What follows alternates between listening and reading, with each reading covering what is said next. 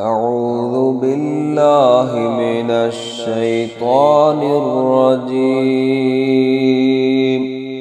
بسم الله الرحمن الرحيم.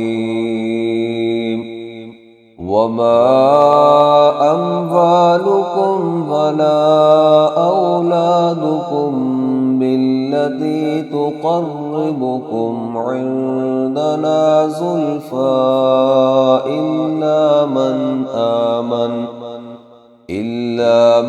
آمن وعمل صالحا فأولئك لهم جزاء الضعف بما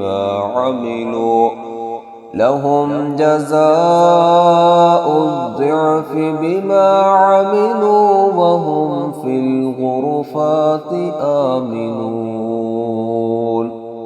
والذين يسعون في آياتنا معاجزين أولئك في العذاب محضرون.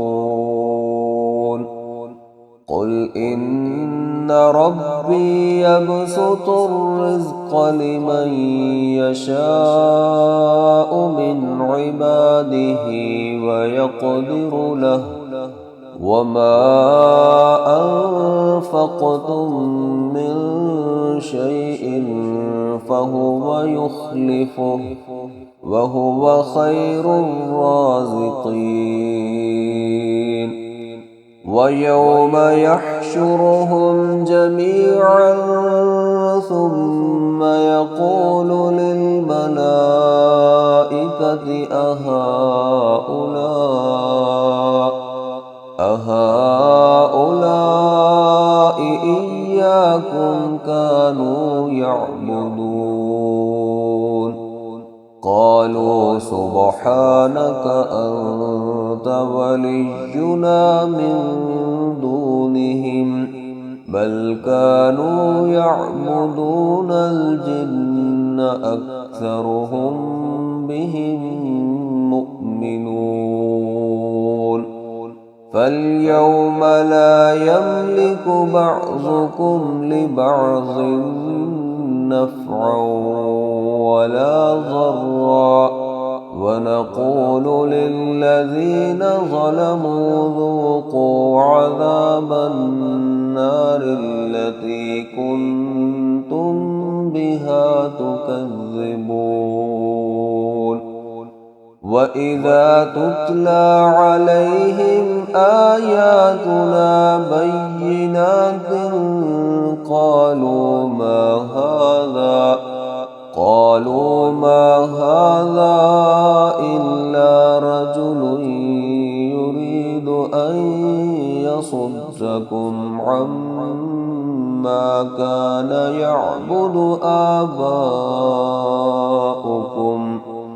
وقالوا ما هذا إلا إفك مفترى. وقال الذين كفروا للحق لما جاءهم